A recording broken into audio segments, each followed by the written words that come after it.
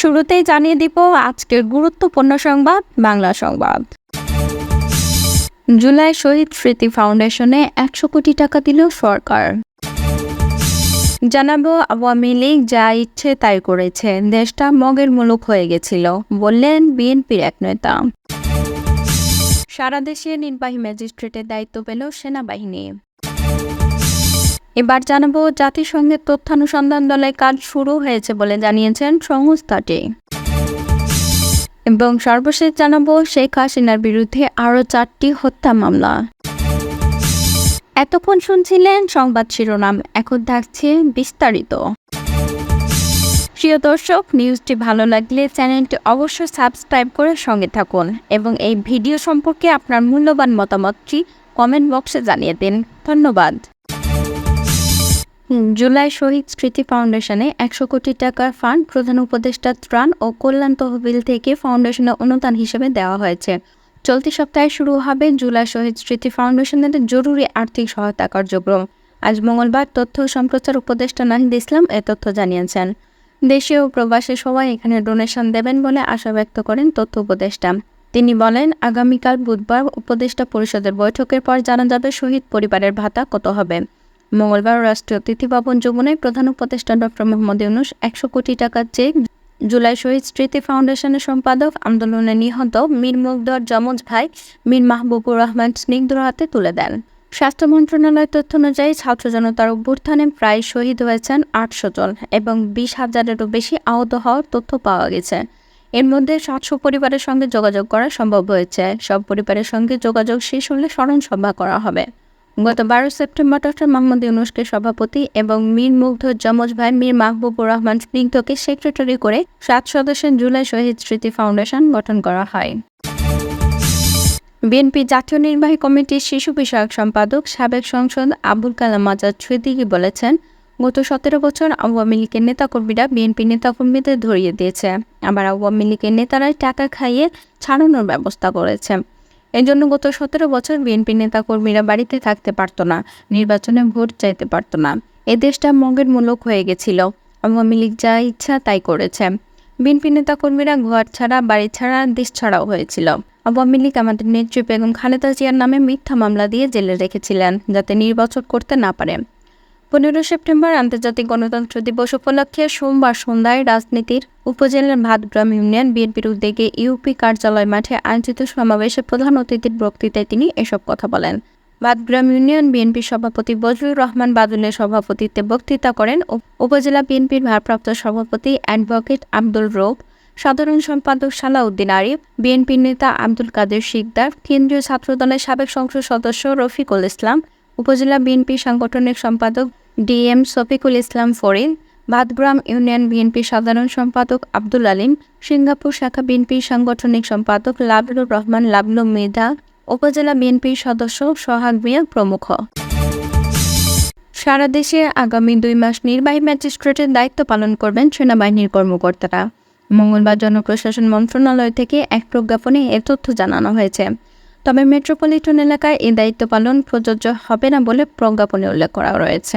The code of criminal prosecutor ১৮৯৮-এর ১২-১ ধারা অনুযায়ী এই ক্ষমতা অর্পণ করা হবে বলে প্রজ্ঞাপনে বলা হয়েছে।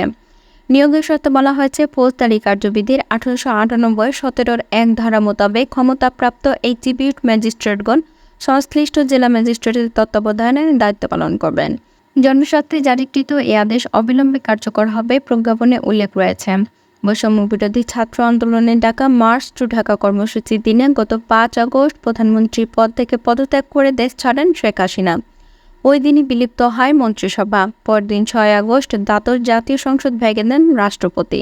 এরপর গত ৮ আগস্ট শপথ নেয় অন্তর্বর্তী সরকার। বৈষম্য বিরোধী ছাত্র আন্দোলনের কর্মসূচি চলাকালে মানবাধিকার লঙ্ঘনের তদন্ত শুরু করেছে জাতিসংঘের মানবাধিকার হাইকমিশনের তথ্যানুসন্ধান দল। সুইজারল্যান্ডের জেনেভা থেকে গতকাল সোমবার ঢাকায় আসেন প্রতিনিধিদের ৩ সদস্য। আজ মঙ্গলবার তারা অন্তর্বর্তী সরকারের পররাষ্ট্র উপদেষ্টা মোহাম্মদ তৌহিদ হোসেনের সঙ্গে তার দপ্তরে দেখা করেন। সাক্ষাৎ শেষে পররাষ্ট্র উপদেষ্টা তৌহিদ হোসেন সাংবাদিকদের বলেন, জাতিসংঘের তদন্ত দলের সঙ্গে বৈঠক হয়েছে। আমরা চাই তারা সম্পূর্ণ নিরপেক্ষভাবে তদন্ত করুক। তারা তদন্তের কাজে কোথাও গেলে সেখানে যদি নিরাপত্তার ব্যবস্থা বা থাকার ব্যবস্থা করতে হয় সেরকম লজিস্টিক সহযোগিতা করতে আমরা রাজি আছি, এটি তাদের বলেছি। জাতিসংঘের তথ্যানুসন্ধান মিশন সরকারের কাছে কোনো সহযোগিতা চেয়েছে কিনা প্রশ্নের জবাবে পররাষ্ট্র উপদেষ্টা বলেন, এখনও তারা সহযোগিতার বিষয়ে কিছু বলেনি, তারা নিজেরাই সবকিছু আয়োজন করতে পারবে বলে মনে করছে। পররাষ্ট্র উপদেষ্টার সঙ্গে বৈঠকের পর আজ আরও একাধিক বৈঠক করেছেন জাতিসংঘের প্রতিনিধি দলের সদস্যরা। প্রাথমিকভাবে জাতিসংঘের তথ্যানুসন্ধান দল বাংলাদেশে 4 সপ্তাহ অবস্থান করবে। তদন্তের জন্য প্রয়োজন হলে আরও কয়েকদিন থাকতে পারবেন তারা। জাতিসংঘ ও অন্তর্বর্তী সরকারের একাধিক সূত্রে এ বিষয়ে প্রথম আলোকে নিশ্চিত করেছেন। সূত্রগুলো আরও জানিয়েছে, তথ্যানুসন্ধান দলটি গত জুলাই ও আগস্টের শুরুর দিকে বাংলাদেশে ঘটে যাওয়া মানবতাবিরোধী অপরাধ ও বিচার বহির্ভূত হত্যাকাণ্ড সহ 15 ধরনের মানবাধিকার লঙ্ঘনের ঘটনা তদন্ত করবে। তদন্ত প্রতিবেদন আগামী নভেম্বরের শেষ সপ্তাহের মধ্যে অন্তর্বর্তী সরকারের কাছে জমা দেওয়া হতে পারে। কোটা সংস্কার আন্দোলন ও ছাত্র জনতার অভ্যুত্থানের সময় গুলি চালিয়ে হত্যার ঘটনায় শেখ হাসিনার বিরুদ্ধে আরও 4টি হত্যা মামলা হয়েছে। ঢাকা চিফ মেট্রোপলিটন ম্যাজিস্ট্রেট আদালতে নিহত পরিবার ও স্বজনেরা বাদী হয়ে এ মামলা করেন। আদালত মামলাগুলো এজাহার হিসাবে রেকর্ড করার জন্য সংশ্লিষ্ট থানার ভারপ্রাপ্ত কর্মকর্তাকে নির্দেশ দিয়েছেন। ছাত্র জনতার অভ্যুত্থানে গত 5 আগস্ট শেখ হাসিনা সরকারের পতন হয়। এরপর থেকে আজ মঙ্গলবার পর্যন্ত তার বিরুদ্ধে 182টি মামলার তথ্য পাওয়া গেছে। এর মধ্যে 162টি হত্যা মামলা। এছাড়াও শেখ হাসিনার বিরুদ্ধে আন্তর্জাতিক অপরাধ ট্রাইব্যুনালের তদন্ত সংস্থায় 13টি ও চিফ প্রসিকিউটর কার্যালয়ের 9টি সহ মোট 22টি অভিযোগ দায়ের করা হলো। মামলায় অভিযোগ আনা হয়, শেখ হাসিনার নির্দেশে পুলিশ, আওয়ামী লীগ ও এর সহযোগী সংগঠনের সদস্যরা আন্দোলনকারীদের গুলি করে হত্যা করেছেন। মামলাগুলোয় শেখ হাসিনা ছাড়া আওয়ামী লীগ সরকারের মন্ত্রী, পুলিশের ঊর্ধ্বতন কর্মকর্তা সহ নানা পেশার মানুষকে আসামি করা হয়েছে। এখন পর্যন্ত আওয়ামী লীগ সরকারের মন্ত্রী, সংসদ সদস্য, উপদেষ্টা ও শীর্ষ পর্যায়ের নেতা মিলিয়ে 31 জনকে গ্রেপ্তার করা হয়েছে। গুলিতে আসাদুল্লাহ হত্যায় মামলা। আসাদুল্লাহ নামের এক যুবককে হত্যার অভিযোগে শেখ হাসিনা সহ 141 জনের বিরুদ্ধে হত্যা মামলা হয়েছে। আসাদুল্লাহর মা আয়শা খাতুন বাদী হয়ে ঢাকা সিএমএস আদালতে এ মামলা করেন। মামলার এছাড়ে বলা হয়েছে, গত 19 জুলাই সকালে উত্তরা 7 নম্বর সেক্টরের 2 নম্বর সড়কের 33 নম্বর সড়কের বৈষম্যবিরোধী আন্দোলনে ছাত্র জনতা অবস্থান নেন। পরে সকাল থেকে রাত 9টা পর্যন্ত ছাত্র জনতার সঙ্গে ছাত্রলীগ, যুবলীগ ও স্বেচ্ছাসেবক লীগের নেতাকর্মীদের সঙ্গে ধাওয়া পাল্টা ধাওয়া চলে। বিকেলের দিকে ছাত্রলীগ, যুবলীগের 200 থেকে 250 জন নেতাকর্মী ছাত্র জনতার উপর গুলিবর্ষণ করেন। পরে আসাদুল্লাহর কোনো খোঁজ পাওয়া যায়নি। পরে ঢাকা মেডিকেলে গিয়ে ছেলের মরদেহ শনাক্ত করেন স্বজনরা। মামলায় শেখ হাসিনা ছাড়া তার বোন শেখ রেহানা, আওয়ামী লীগের সাধারণ সম্পাদক ওবায়দুল কাদের, সাবেক স্বরাষ্ট্রমন্ত্রী আসাদুজ্জামান খান, ডিএমপি সাবেক কমিশনার হাবিবুর রহমান, ডিএমপি সাবেক গোয়েন্দা প্রধান হারুন আর রশিদ, সহকারী কমিশনার খন্দকার রেজাউল হাসান, ঢাকা উত্তর সিটি কর্পোরেশনের মেয়র আতিকুর ইসলাম, সাবেক সংসদ সদস্য খসরু চৌধুরী ও হাবিব হাসানকে আসামি করা হয়েছে। মিরপুরে শাহাদাত হত্যায় স্ত্রীর মামলা। রাজধানীর মিরপুরে শাহাদাত হোসেন নামের এক যুবককে হত্যার অভিযোগে শেখ হাসিনা সহ 82 জনের বিরুদ্ধে হত্যা মামলা হয়েছে। শাহাদাতের স্ত্রী সোনিয়া আক্তার আজ মঙ্গলবার ঢাকার সিএমএস আদালতে এ মামলা করেন। মামলার আর্জিতে উল্লেখ করা হয়েছে, গত 5 আগস্ট দুপুর 12টার দিকে রাজধানীর মিরপুর থানার গেটের সামনে বৈষম্যবিরোধী ছাত্র জনতা অবস্থান নেন। পরে আওয়ামী লীগ ও এর অঙ্গ সংগঠনের 200 থেকে 300 জন সদস্য ও পুলিশ সদস্য আন্দোলনকারী ছাত্র জনতার উপর হামলা করে। পুলিশ ছাত্র জনতার উপর নির্বিচারে গুলি চালায়। তখন গুলিবিদ্ধ হন শাহাদাত। পরে তাকে স্থানীয় আজমল হাসপাতালে নিয়ে গেলে কর্তব্যরত চিকিৎসক তাকে মৃত ঘোষণা করেন।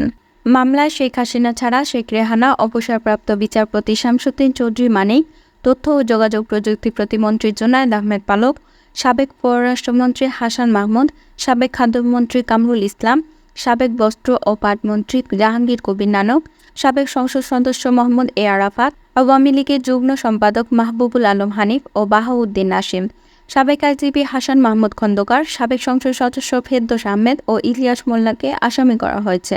গুলিতে কলেজ ছাত্রের মৃত্যু, বাবার মামলা। রাজধানীর মিরপুরে পল্লবী সরকারি বঙ্গবন্ধু ডিগ্রি কলেজের শিক্ষার্থী মমিনুল ইসলামকে গুলি করে হত্যার অভিযোগে শেখ হাসিনা সহ 67 জনের বিরুদ্ধে মামলা করা হয়েছে। মমিনুলের বাবা বিপ্লব হোসেন আজ মঙ্গলবার ঢাকার সিএমএস আদালতে এই হত্যা মামলা করেন। মামলার আর্জিতে উল্লেখ হয়, রাজধানীর মিরপুর 10 গোল চত্বর এলাকায় গত 19 জুলাই সন্ধ্যার সময় বৈষম্যবিরোধী ছাত্র জনতা আন্দোলন করছিল। তখন স্থানীয় আওয়ামী লীগ ও এর সহযোগী সংগঠনের 150 থেকে 200 জন সদস্য ছাত্র জনতার উপর গুলি চালান। এতে মমিনুল ইসলাম গুলিবিদ্ধ হন। তাকে শহীদ সোহরাওয়ার্দী মেডিকেল কলেজ হাসপাতালে নেওয়া হলে কর্তব্যরত চিকিৎসক তাকে মৃত ঘোষণা করেন। গুলিতে ঘটনাস্থলে মারা যায় আব্দুল্লাহ সিদ্দিক।